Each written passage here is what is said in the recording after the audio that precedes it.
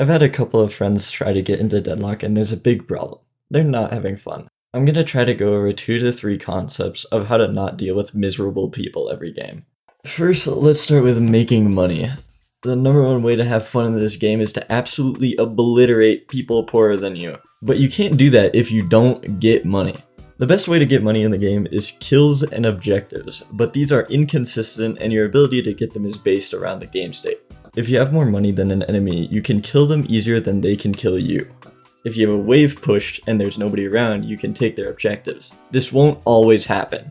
Lanes, jungle, and boxes will always stay consistent. They have set spawn times and they have set areas they can spawn in.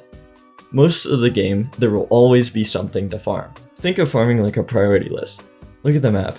Is there a lane that isn't currently occupied by a human being? If not, go to that lane and kill the minions pushing your objectives. You generally want to push out waves to the middle point of the map. You don't want waves constantly at your objectives because it's extremely easy for people to push off the waves being so close. If you're done pushing waves or you have no waves to push, you can now jungle. Generally, sinner sacrifices are the most valuable part of the jungle. The way to do sinners is you heavy punch the box 4 times, then wait at this exact moment to heavy punch. You will get a jackpot, get 4 golden statue buffs, and around 400 souls. Next up on the list is tier 3 camps, if your character can murder them. Generally, you have to build a certain way to be able to farm these big boys, but if you're able to, they give the best souls. If you farm them too slow, it's simply not worth your time.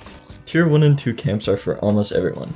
They give decent souls and should take little time. Just like tier 3s, if you take them too slow, they're not worth your time. Last on the list is boxes and golden statues. Both become more valuable over time and can be done by anyone.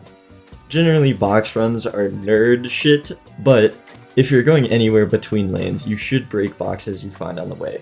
In lane phase, these jungle items are extremely important to secure as early as possible. Preferably off spawn if you can remember it. If the enemy gets an advantage, they can steal your camps, your boxes, and your life later into the game, but so can you.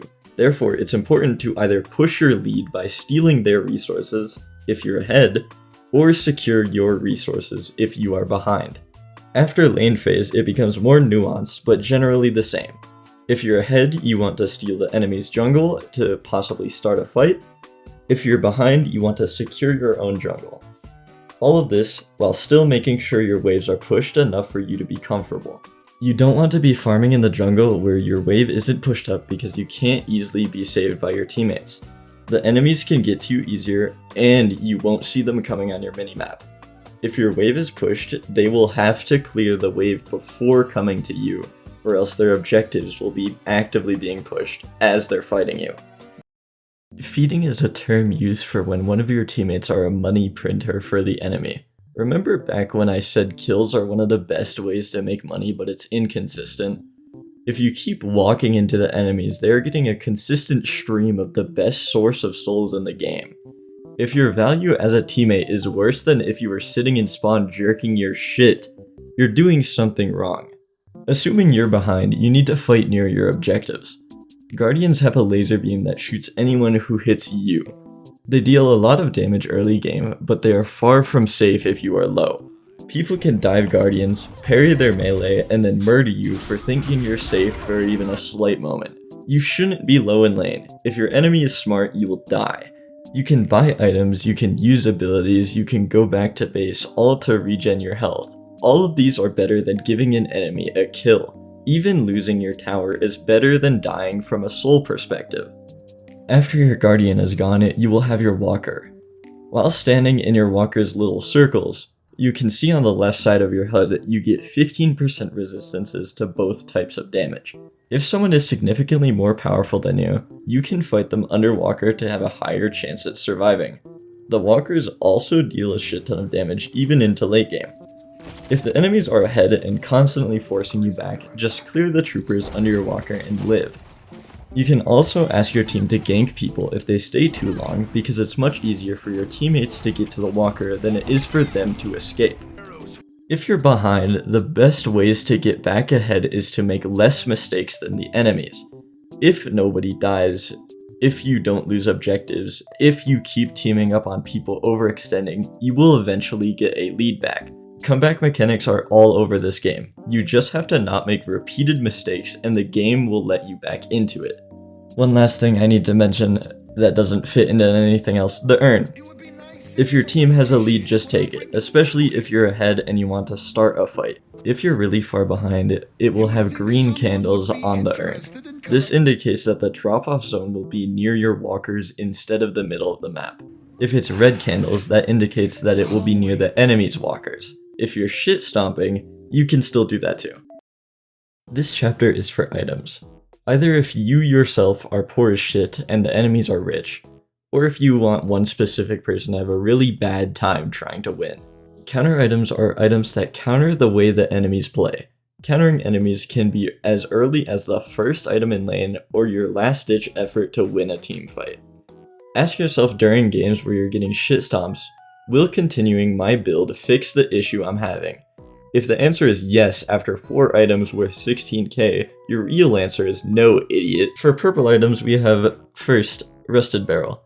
Rusted Barrel is an 800 soul item that counters so many annoying lane opponents.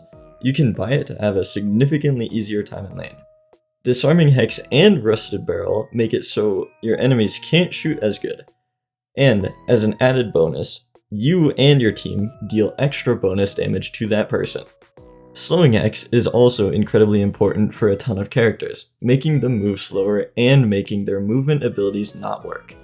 This can either save you yourself from dying, or kill enemies trying to escape a dive from your team.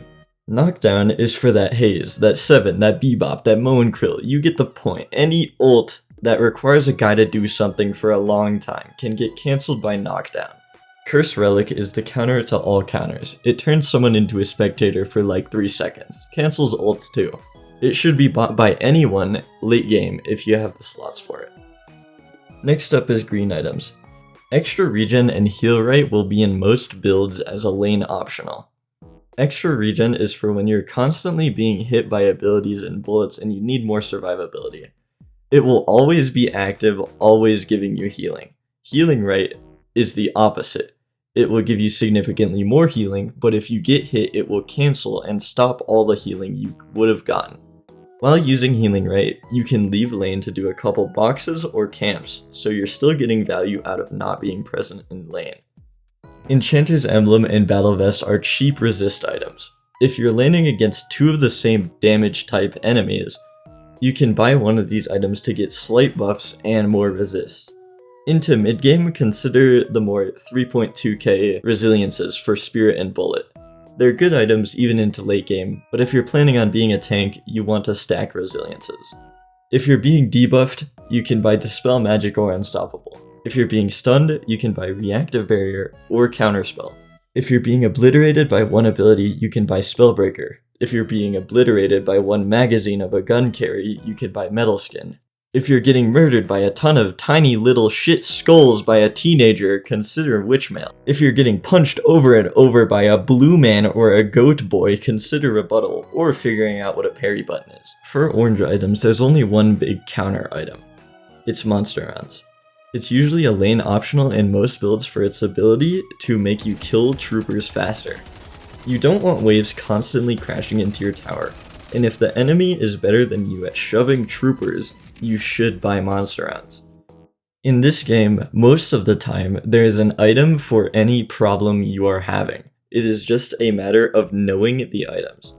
Whenever you buy a counter item, the enemy you're countering has to buy something to fix that. The more items they have to buy is less items going towards their build, which means they will be less powerful by the end of the game. At the end of the day, game sense is built on playtime. Eventually, you will learn what you can and can't do. What items counter what best, how to effectively fight enemies. But I hope this will help my goober friends have a more enjoyable time with the game.